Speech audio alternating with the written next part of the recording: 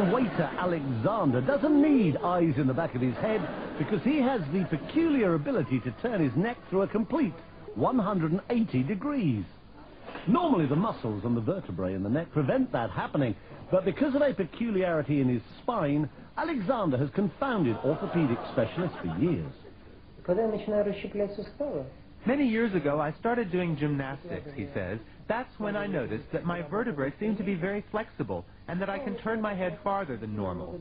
I worked at it little by little, going a little farther each time, and one day I was able to turn my head all the way around.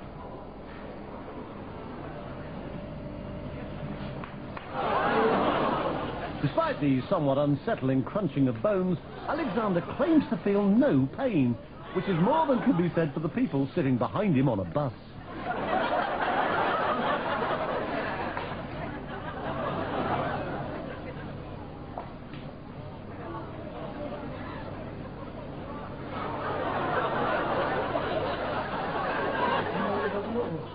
When I do it, it takes energy out of my whole body, he says. It requires 100% concentration. This may sound silly, I know, but in that moment, I don't feel like myself. It's as if I were another person whose body is filled with some kind of energy. I've been a radiologist for more than 30 years, he says, but I've never seen anything like it. Alexander is extremely flexible, no doubt about it. However, I suspect that it's a congenital ability. It's not something anyone could learn or train for. On the contrary, if someone else were to try it, they would surely break their neck. For me, it's absolutely normal and doesn't hurt at all.